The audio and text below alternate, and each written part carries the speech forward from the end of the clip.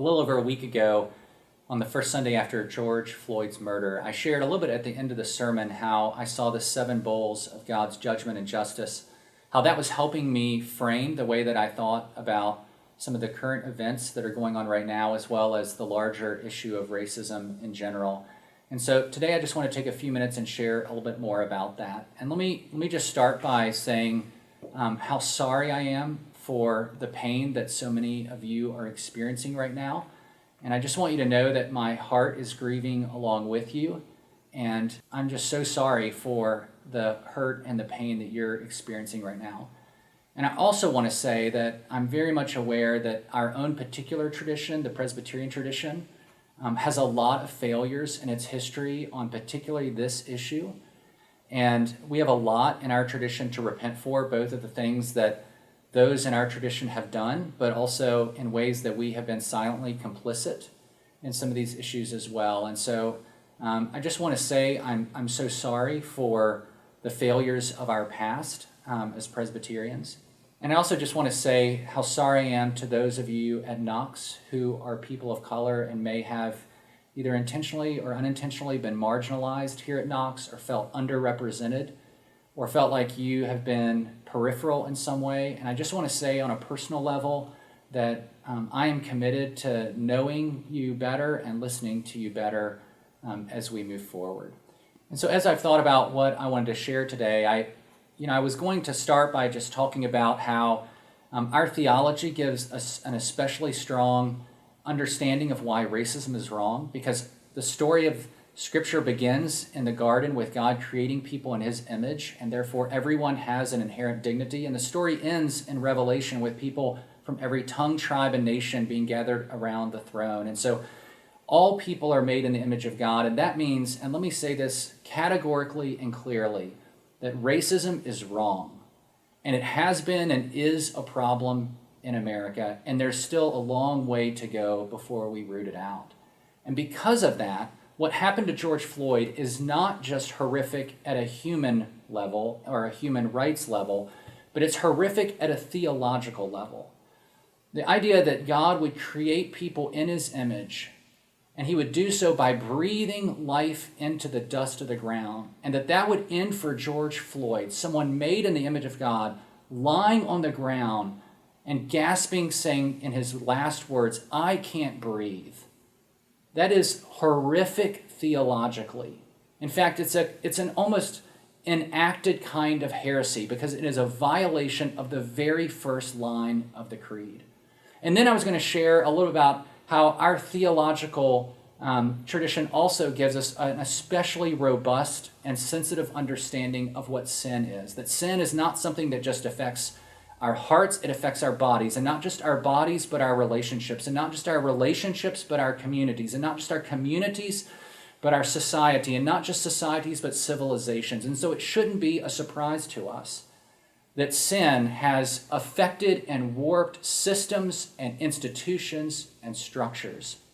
And so we have to understand that sin, a sin like racism, is not just something that occurs in the way that I treat one other person or one group of people, but that something like racism goes to every one of those levels, from the interpersonal all the way up to the structural and the institutional and the systemic. And that means that sometimes it can be hard for us to see all the ways that the sin of racism is playing itself out within our society.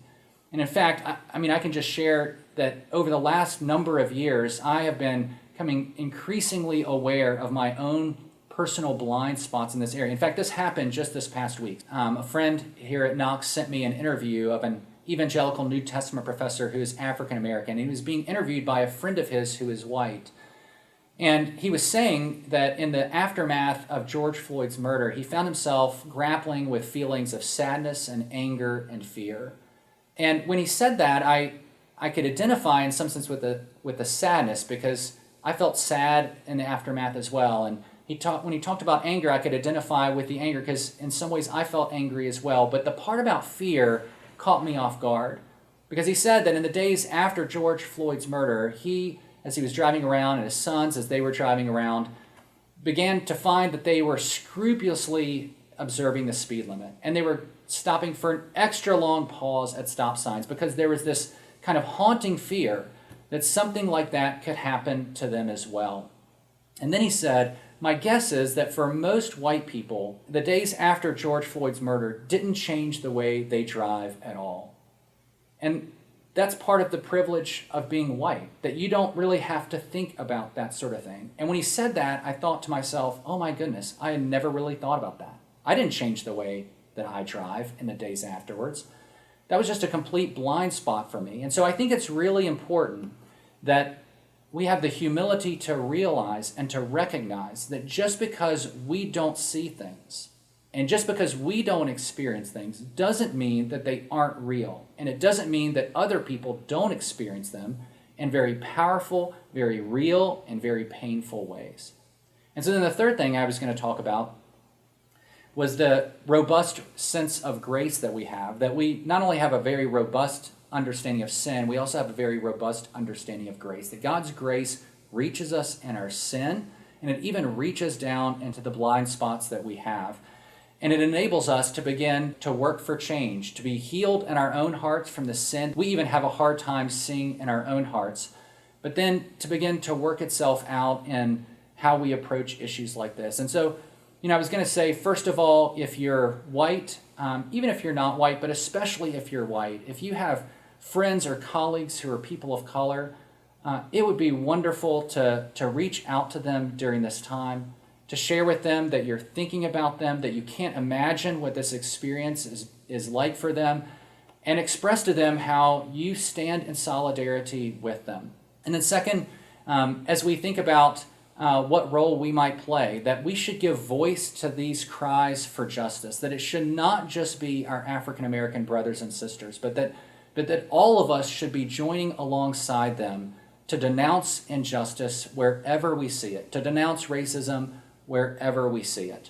And then third, in whatever ways we can, we need to demand and work for real change. And so sometimes that can be hard for us to know what to do, particularly as the church, but in whatever ways that we are scattered throughout the world as salt and light, in whatever places that you find yourself, demand and work for real change. So if you're in a position to help renegotiate police union contracts to assure more accountability in the future, do that. If you're in a position within an institution or a structure to work for real change, then do that. But what we can all do is give voice to the issue, and we can all demand that our politicians and civil servants take the issue seriously, that they recognize it, and that they're committed to dealing with it.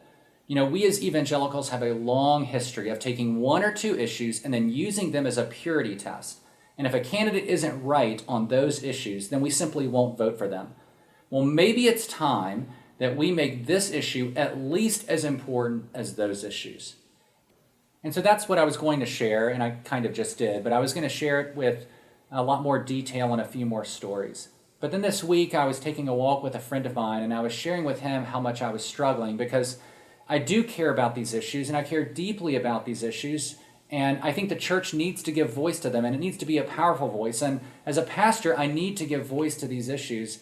And yet I was struggling because a very real part of the issue in our society is that we need to be listening more to the voices of people of color, because these things keep on happening. And so while part of me really wants to speak and give voice to these things, another part of me really wants to just hand the mic to someone else, someone that we should be hearing from, and to give a person of color who's experiencing this in a deeply personal and a deeply painful way his own voice. And so in the spirit of that, I'm going to pass the mic, and it's going to be to Robert Malcolm Jr., and he's an 18-year-old student at Morehouse College, and he grew up here in Ann Arbor because it's his voice that's the kind of voice that we need to hear right now. Weighed down by a perspective barrier that confines me to a box, a cage, a cell. I'm trapped within the walls of your doing. Let me go. Let me live. These eyes stare at me with emotion. Not a kind emotion, but an emotion of amusement. An emotion of fear. I look through this barrier confused and troubled. I only wish to see their view, their perception. What is so daunting about my existence? What is so fearful about my being? Is it my walk? Does it remind you of a prowl, searching for prey or a target nearest in my sight? Or is it my teeth? The sharp fangs and strong structure to tear things apart, making them no more. No, maybe it's my eyes. You see them as being filled with savagery or having a predatory nature, looking all around and scoping anything out. It's probably my hands. Huge claw-like structure used to grasp or destroy. Could it be my figure? Strong, fast, adaptable. Or my skin? The visible, invisible, melanated beauty of bronze, coffee, mocha caramel, red bone black. Does the rainbows of hues dare color your conscience and make the noun human an adjective that we are all human? What am I to you? Not a man. I couldn't be right. Just an animal, a creature, a monster. A monster with no heart, no intelligence, no morals. Your perception is falsified. You try to tame me and hold me back, but you can't. My resilience angers you. I am no monster. I am merely human navigating through life's experience. I shouldn't scare you. I shouldn't intimidate you. We should all be one. I love. I laugh. I cry. And I hurt. I am a human being full of emotion and life. My intelligence shines a light brighter than the sun, and my beautiful black skin glows beyond compare. I am no monster. I've seen monsters and what they can do. I only ever wish that you see me for who I am, for what I can do, for what I can become. I am merely a man. A man. A human.